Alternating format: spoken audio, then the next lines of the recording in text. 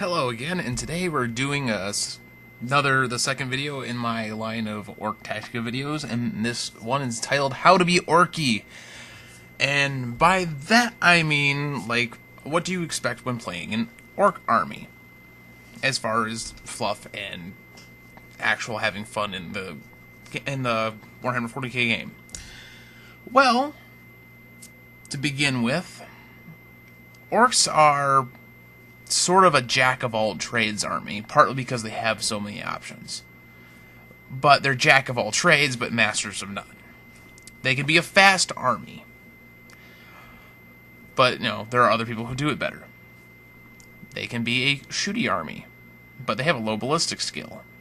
They make up for it by just shooting more at you. But they're not going to hit as often, so, they're not as shooty as Tau.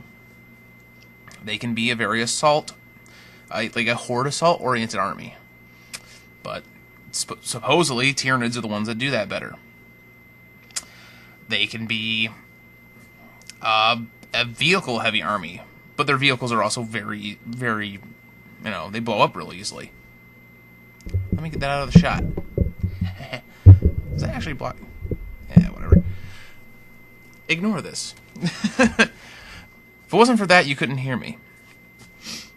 As I said, Orks, they have a lot of options, and they're jacks of all trade, masters of none. But that's kind of what makes them fun. You can make a list and have a little bit of everything in it if you really wanted to, because the Orks aren't too many points. I can't tell you the actual points, but there aren't too many points. A couple things ahead of time, though, when planning out your game strategy. Something you should always keep in mind when playing Orks. At least under present Ork Codex in the 6th edition rules, you should almost always expect to give up first blood. It's not that hard to destroy a Ork truck, or a Def Kapta, or a Killacan, or anything. It's just not very difficult to destroy one Ork unit entirely.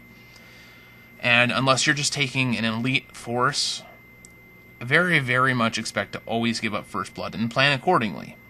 Now, keeping that in mind, if you do manage to get first blood, then you are already that much further ahead in your match. So, I'm going to later probably go over each mission type, but as I said, we're always going to plan for us giving first blood.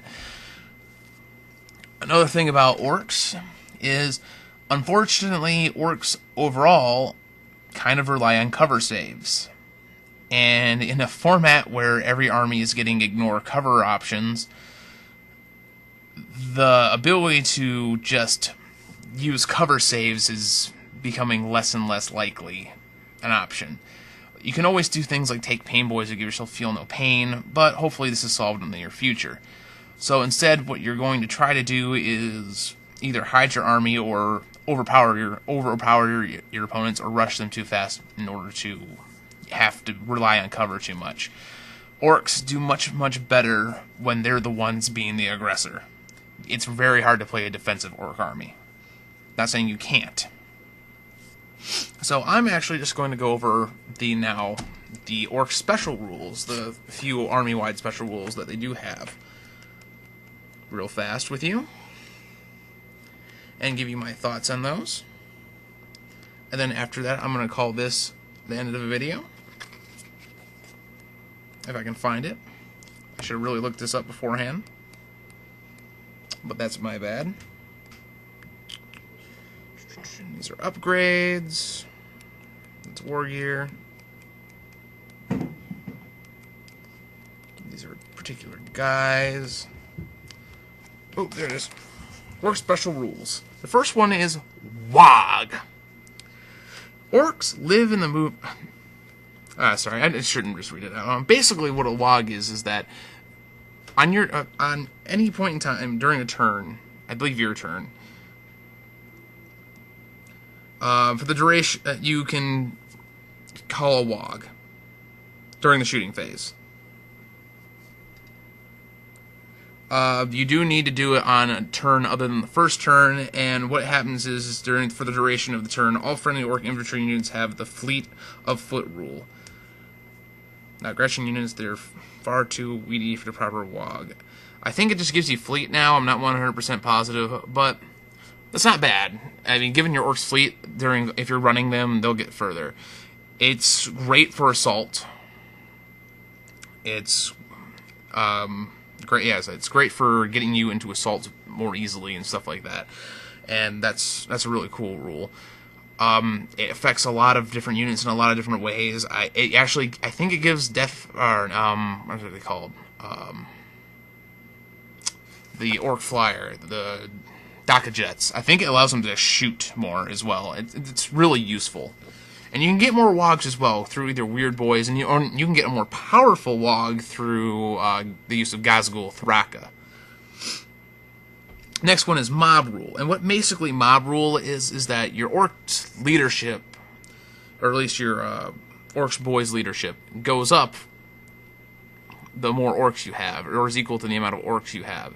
So if you have 6 Orcs, your leadership's 6. If you have 9 Orcs, your leadership's 9. If you have 10 or more, you're fearless.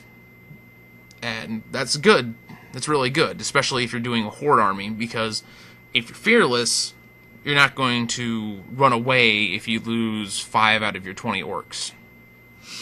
And then the last rule is Furious Charge. A lot of Orcs have Furious Charge. It just gives you additional bonuses on assault. But that's the Orc-wide special rules, and knowing these definitely helps you plan for what sort of situations you might be running into, and it helps you give an idea like how deep into the game you might want to declare your WOG. And I do find that to be a problem with a lot of people who play this game. They forget to use their WOG. And the WOG can be very, very helpful if you have some like key assaults you need to make, or you need to make it, or you are trying to move your mega knobs across the board because their battle wagon got destroyed a little bit too early, or something like that. Anyways, these are just their mob rules. These are just the overall rules and stuff to bear in mind. And next time I'm going to start doing the HQs, and I'm starting with the War Boss. I'll see you then.